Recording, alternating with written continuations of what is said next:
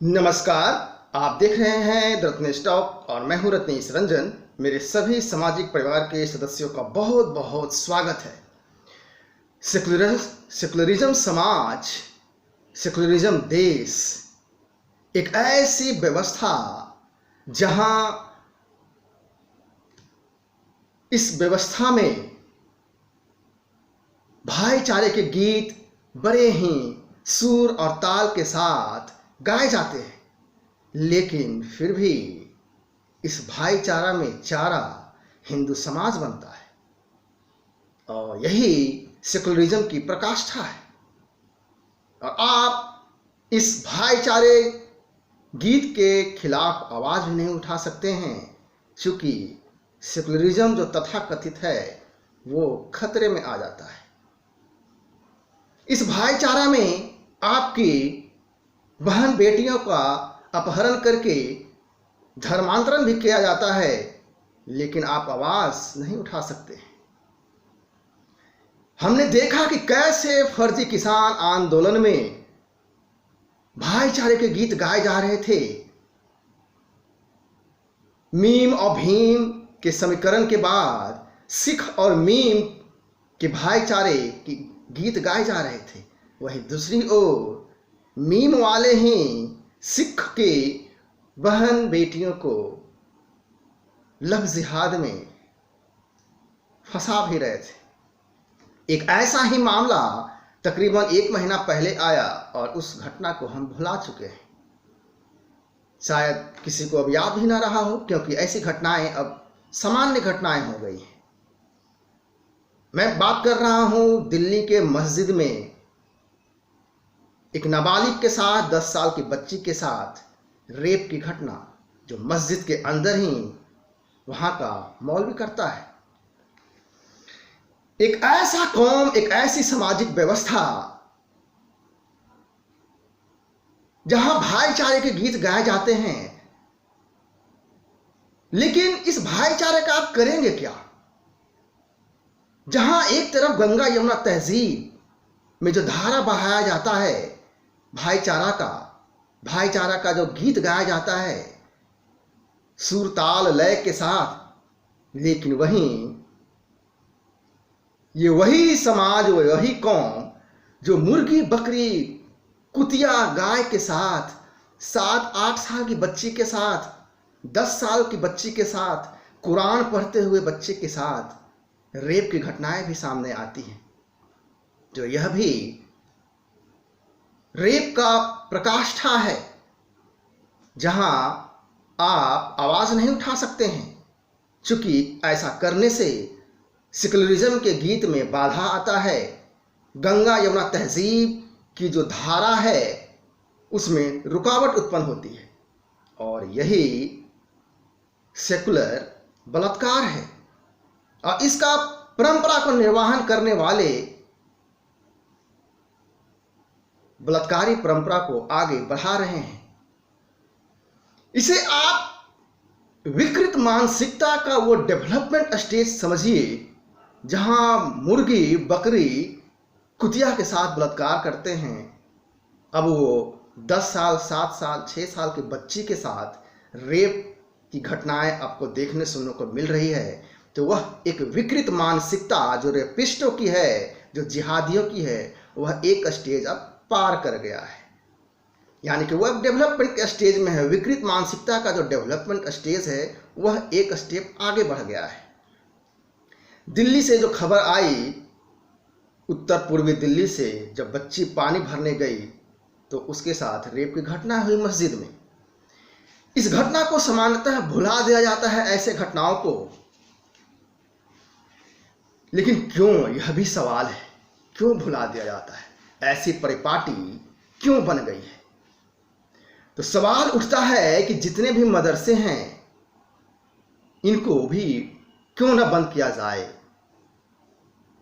चूंकि ऐसे भी खबर आई कि केरल हाई कोर्ट ने केरल सरकार से पूछा है कि जब मदरसों में सिर्फ मजहबी शिक्षा दी जाती है, तो फिर उसे राज्य सरकार की फंडिंग क्यों मिल रही है? लेकिन दी जा रही है, और यही सेकुलरिज्म है। आप इस पे आवाज नहीं उठा सकते हैं। ध्यान देने वाली बात यह भी है कि जो पैसे मदरसे को सरकार दे रही है, क्या उसका ऑडिट होता है? नहीं होगा। ऑडिट होगा तो सेकुलरिज्म खतरे में आएगी। हर संस्थान, चाहे वो प्राइवेट हो या सरकारी हो, उसका ऑडिट होता है, लेकिन मदरसे को जो पैसे दिए जाते हैं उसका ऑडिट नहीं होता है, चूंकि सेकुलरिज्म को बरकरार रखना है। इसी तरह से पैसा कितना दिया गया, कब दिया गया, जो दिया गया उसको किस तरह से और कब कब उपयोग हुआ, उस मदरसों में पढ़कर कैसे कैसे लोग निकले, इसके बारे में जानकारी सार्वजनिक होनी चाहिए, लेकिन नहीं की जाती है। इससे होगा क्या कि सेकुलरिज्म खतरे में आ जाएगा। यहां तक कि आज के तारीख में छोटे छोटे प्ले स्कूल में भी कैमरे लगे होते हैं, लेकिन मदरसों में सीसीटीवी कैमरा नहीं होने चाहिए। क्यों? क्योंकि इससे सेकुलरिज्म खतरे में आ जाएगा। काफिरों की हत्या की जो बातें होती है, जिहाद की जो बातें होती है, हिंदू फोबिया की ये सब जो बातें होती है, इन सब पर नजर रखने के लिए क्या कैमरा नहीं लगना चाहिए मदरसों में, मस्जिदों में? अल्पसंख्यक के नाम पर जो नौटंकी पिछले 100 साल से होती चली आ रही है, और ज्यादातर आजादी के बाद भी यह और आगे बढ़ा है। भारत देश के अल्पसंख्यक का जो दर्जा है भारत में, वो मुस्लिमों से क्यों न छीना जाए, जहां वास्तविकता है ये है कि अल्पसंख्यक बौद्ध, पारसी, सिख और ईसाई है। अल्पसंख्यक का एक पैरामीटर होना चाहिए कि 5% से ऊपर, ज्यादा है तो अल्पसंख्यक नहीं कहलाएगा। बच्चों को कट्टरपंथी बनाने से रोकना होगा, बलात्कारी बनाने से रोकना होगा, बलात्कारी बनाने की पहचान करके कार्रवाई करनी होगी, लेकिन ऐसा नहीं किया जाएगा, क्योंकि ऐसा करने से सेकुलरिज्म का जो गंगा यमुना तहजीब की जो धारा है उसमें रुकावट आएगी। जो सुर, ताल और लय के साथ जो गाए जा रहे हैं भाईचारा के गीत, उसमें बाधा उत्पन्न होगा। इसलिए इस सेकुलरिज्म को, गीत को जारी रखने के लिए जरूरी है कि इस पर कार्रवाई न हो।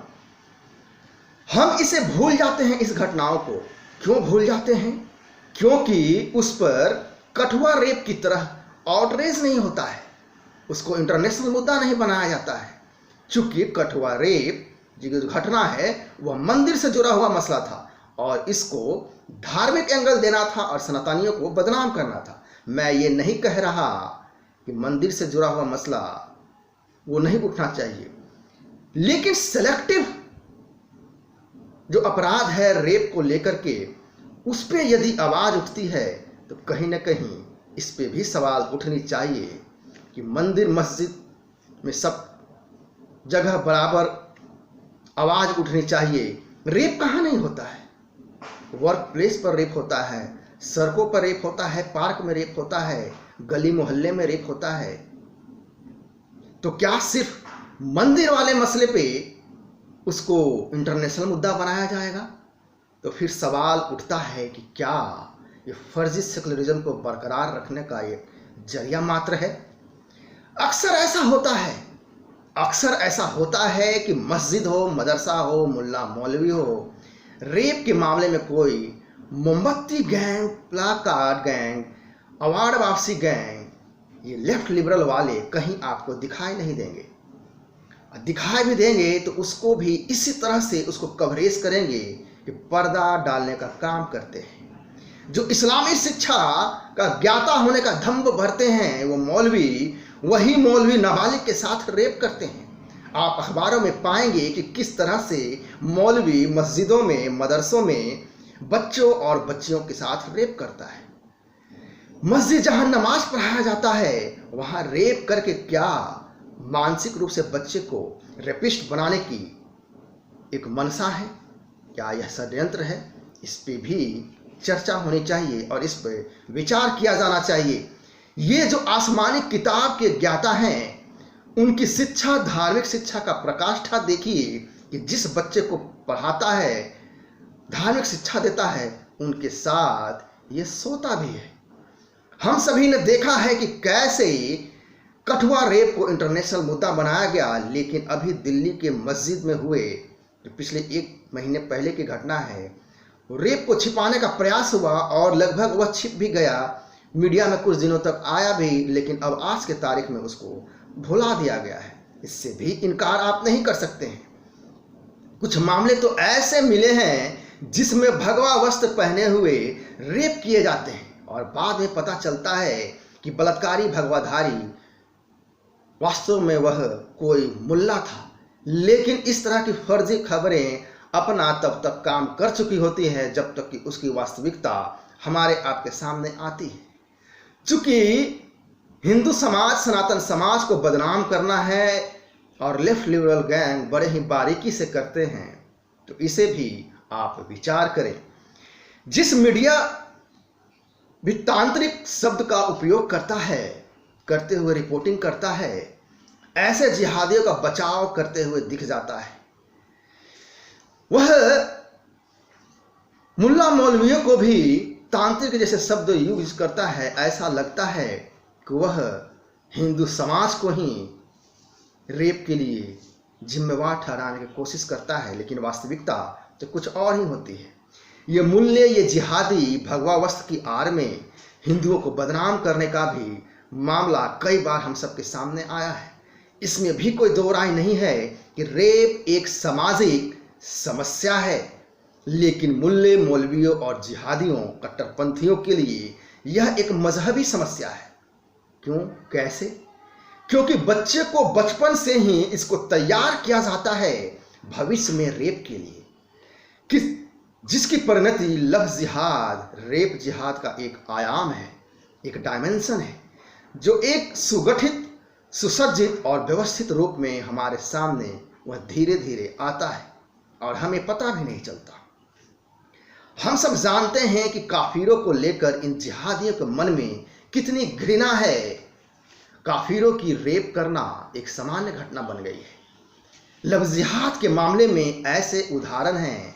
ऐसा करने से जिहादियों को पुण्य मिलता है, काफिरों के रेप से जन्नत दरवाजा खुलता है और गजवाए हिंद का जो सपना है वो धीरे धीरे एक एक कदम वो आगे भी बढ़ता है। तो इस पे आप विचार कीजिए।